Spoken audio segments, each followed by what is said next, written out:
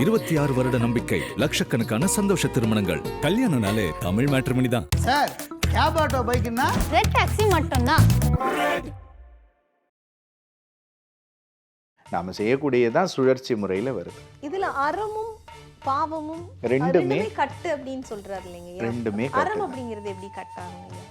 அறம் என்பது புண்ணியம்னு நாம் எடுத்துக்கலாம். இப்போ அந்த சுழற்சி வந்து இப்படி தான் வரும். இப்போ வாழ்கிற நாட்களில் நாம் நல்வினை செய்வோம், அல்லது 1000 பேருக்கு சாப்பாடு போட்டேன் அப்படின்னு ஒரு பெருமையோடு சொல்லிக்கும் பொழுது, நீ போட்டியாப்பா, ரொம்ப சந்தோஷம், அடுத்த பிறவியில் உனக்கு கஷ்டம் இல்லாமல் சோறு கிடைக்கிறதுக்கு புண்ணியத்தை தருகிறேன் என்று சொல்லுவார். தன் திருவடியை தருவாரான. சரி, இதில் என்ன சிக்கல்? செய்ததெல்லாம் நல்லது, அதுக்கு புண்ணியம். இந்த புண்ணியத்துக்காக ஒரு பிறவி, அந்த பிறவியில் அந்த இன்பம் வந்து சேருதுன்னா அது மட்டும்தான் சேரும்னு கிடையாது. நாம் வந்தது வேணால் புண்ணியத்தோடு வந்திருக்கலாம், ஆனால் வந்த இடத்துல புறந்தோர் போற்றெங்கும் புழுவலுக்கு மூடி எப்படி இந்த பிறவி செயல்படுதுன்னு சொல்ல வராரு. இப்போ கட்டப்பட்டது அறம்பாவத்தினால, போர்த்தப்பட்டது தோலினால, இந்த உடம்பு புறந்தோல் போர்த்தி. ஆனால் உள்ளே இருக்கிறதெல்லாம் நாயிற்கு கடையாய் கிடந்த அடியேற்கு நீ தாயில் சிறந்த தயாவான தத்துவம். பொதுவாக நேன் நாய் குறிப்பிடுகிறார்ன்றதும் ஒரு கேள்வி உண்டு. நிறைய இடங்கள்லையும் வரும். புல்லா நாயேன் இந்த மாதிரி வரும், புழுத்தலை நாயேன் என்று சொல்லி வரும். அது நன்றியுடைய ஒரு பிராணி என்று தான் நாம் பார்க்குறோம். அப்பயே அதை வந்து சொல்லுகிறார் அப்படின்னா சொல்லியிருக்கலாமே. எப்படி இருந்தாலும் ஒரு விலங்கை சொல்லி அந்த விலங்கை இழிவுபடுத்தியும் சொல்லுகிறாரா? இப்படி எல்லாம் கூட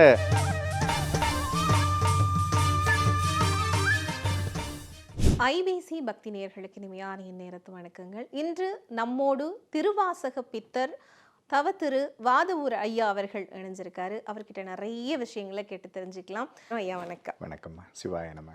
நாம் செய்யக்கூடியதான் சுழற்சி முறையில் வருது. இதுல அறமும் பாவமும் ரெண்டுமே கட்டு அப்படின்னு சொல்றாரு இல்லைங்க. ரெண்டுமே அறம் அப்படிங்கிறது எப்படி கட்டாகுங்க ஐயா?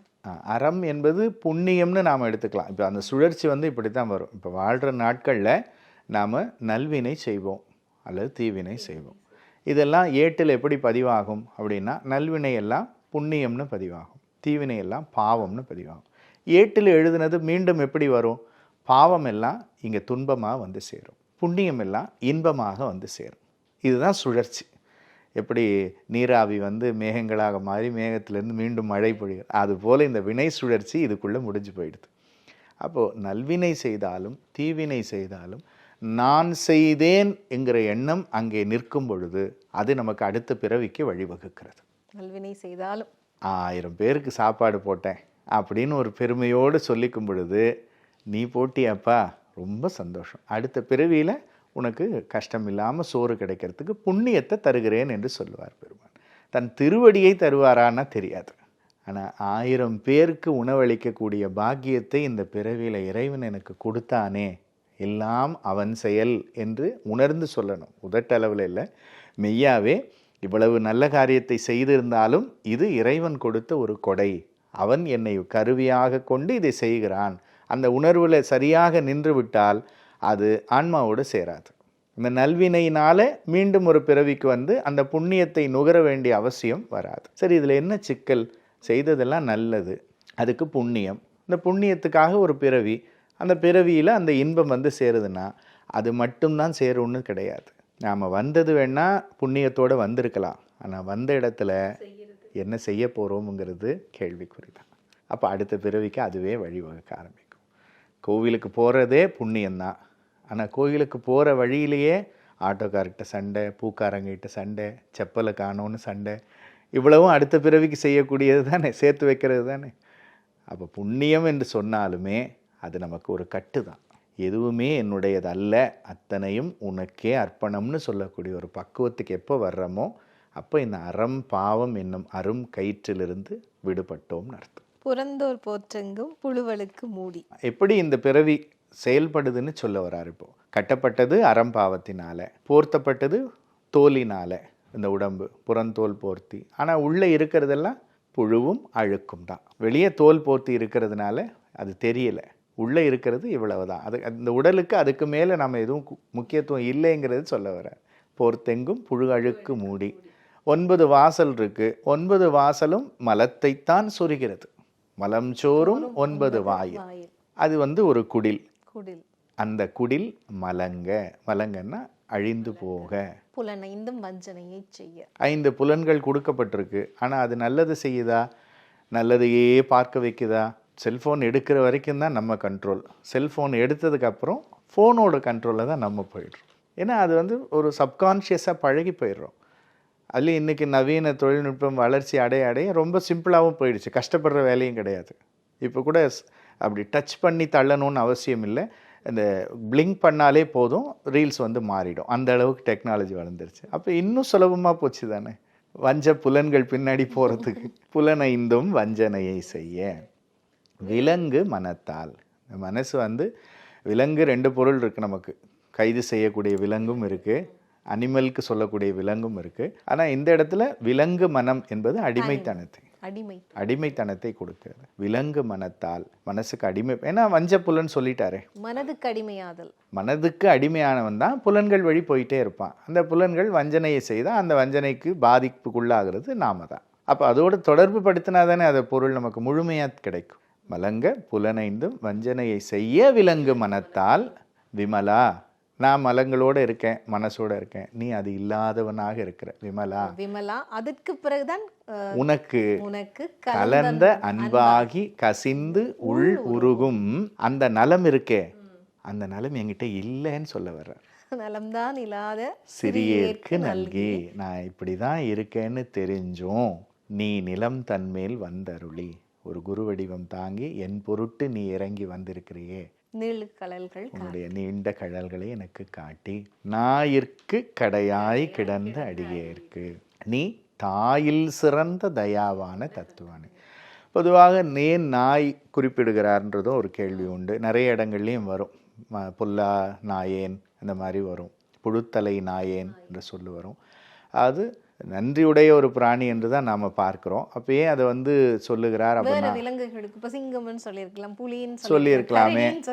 எப்படி இருந்தாலும் ஒரு விலங்கை சொல்லி அந்த விலங்கை இழிவுபடுத்தியும் சொல்லுகிறாரா, இப்படி எல்லாம் கூட அதை சிந்திக்கக்கூடிய. அந்த இடத்துல குணத்திற்காக ஒரு ஒப்பீடு சொல்லுகிறார். இப்போ சொன்னார் இல்லையா, கறந்த பால் கண்ணலோடு நெய் இப்படி எப்படி எது இருப்பாங்க, சிறந்த அடியார்கள் இப்படி இருப்பாங்க. அதற்கு ஒரு உதாரணம் தான் அங்கேயே தவிர எதையும் இழிவுபடுத்தக்கூடியது ஞானிகளுடைய நோக்கம் அல்ல. அப்போ இங்கே நமக்கு சொல்ல வர்றது என்னென்னா, நாய்க்கு ஒரு பெக்கூலியர் குணம் ஒன்று இருக்கிறதாக ஒரு ஆய்வும் சொல்லுகிறது. என்னென்னா, தான் சுவைத்ததை, அது இப்போ ஒரு எலும்பு துண்டு எங்கேயோ காஞ்சி கிடக்குதுன்னு சொன்னால் அதை போய் கவ்வி கொண்டு அதை எடுத்து சுவைச்சு பார்க்கும். அந்த எலும்பு துண்டினுடைய அந்த கூர் முனைகளே அதனுடைய உதட்டில் பட்டு ரத்தம் கசிய ஆரம்பிச்சிடும். அதை சுவைச்சிக்கிட்டு இது அந்த எலும்பு துண்டிலிருந்து வந்தது தான் அப்படின்னு நினச்சிக்கிட்டு திரும்ப அதோடையே போய்கிட்டே இருக்கும். அப்போ உண்மையிலே அது சுவைச்சது தனக்குள்ளே இருந்தது தான். இது அதனுடைய ஒரு பிறவி குணம், அவ்வளோதான். அப்போ மனிதன் என்ன செய்கிறான் அப்படின்னா, மெய்யான ஒரு இன்பம் எல்லோருக்குள்ளேயும் தான் இருக்கிறது. ஒரு ஆனந்தமாக வாழணும், இதுதான் எல்லாருடைய தேடலும். கோடியாக தேட பணக்காரர்களாக இருந்தாலும் சரி, அல்லது அடிப்படையான எல்லாருடைய தேடலும் அன்றைய பொழுது அந்த வாழ்க்கை ஆனந்தமாக இருக்கணும். அந்த ஆனந்தம் எங்கே இருக்கிறது? அந்த வியாபாரத்தில் இருக்கிறதா, அல்லது அந்த திருமணத்தில் இருக்கிறதா, அதில் இல்லை. ஏன்னா எதை அடைந்தாலும் அது கிடைக்க மாட்டேங்குது. எந்த இலக்கை நோக்கி ஓடினாலும் இலக்கு மாறிக்கொண்டே இருக்கே தவிர நிறைவு வரவே மாட்டேங்குது எங்கேயுமே யாருக்கும். அப்போ அந்த நிறைவு உண்மையிலே வெளியே இல்லைங்கிறது தான். அந்த நிறைவு எங்கே இருக்குன்னா நமக்குள்ளே இருக்குது. நமக்குள்ளே இருக்கக்கூடிய ஆனந்தத்தை நாம் உணராமல் அது வெளியே இருக்கிறது என்று தேடிக்கொண்டே செல்லக்கூடிய ஒரு மாயை இருக்கிறது. அதைத்தான் இந்த இடத்துல சொல்லுகிறார். ஞாயிற்கடையாய் கிடந்த அடியேற்கு. மாணிக்கவாசகருடைய வரலாற்றில் ஒரு நாட்டிய நாடகமாக எழுதி அதையும் நம்ம நிகழ்ச்சிகளாக பண்ணியிருந்தோம். வான் கலந்த மாணிக்கவாசகர். அதையும் நம்முடைய வலைத்தளத்தில் பார்க்கலாம், சிவலோகம் சேனலில். அதில் முதல்லையே அந்த ஒரு பாடல் எழுதியிருப்போம். எல்லாம் இருந்தும் குறையுடையவராய், சொல்லால் சொல்லிட முடியாதவராய், நல்லார் எவரோ நம் குறை தீர்ப்பாரேன நாதன் நினைவில் நாட்களை கழித்தார், குருநாதன் நினைவில் நாட்களை கழித்தார்.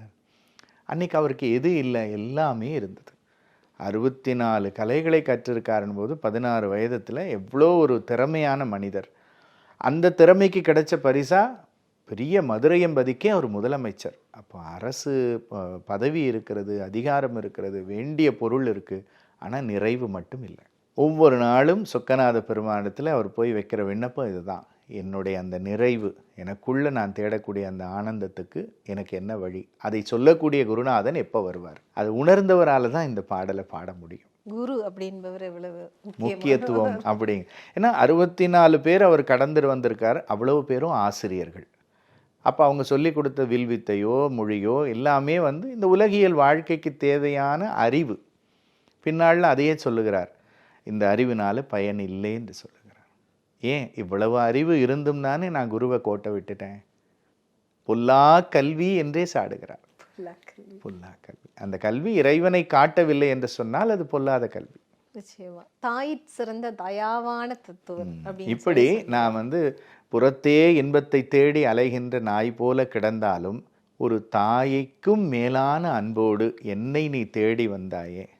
தாயில் சிறந்த, ஏன்னா தாய்க்கு மேலே உதாரணம் நமக்கு இல்லை, அன்புக்கோ கருணைக்கோ ஒரு தாய்க்கு மேலே ஒரு உதாரணம் இல்லை. அப்படி சொல்லக்கூடிய இடத்துல உயர்ந்த ஒன்றை சொல்லி அதற்கும் ஒரு படி மேலானவன் நீதான் சொல்லி தயாவான அந்த தயைக்காக தான் சொல்லுகிறார். தயைன்னா கருணை, இறங்கி வருதல். தத்துவனே மாசற்ற சோதி மலர்ந்த மலர்ச்சுடரே. நாம் தீபம் ஏற்றுறோம் விளக்கில், அதில் ஒரு சின்ன கருமை இருக்கும். அது நாம திரி எண்ணெய் போட்டு ஏற்றக்கூடிய ஒரு தீபம். மைப்போதி எண்ணெய் மனத்தை கருப்பு வைத்து என்று மெய்ப்பொருள் நாயனார் வரலாற்றில் சொல்லியிருப்பார்.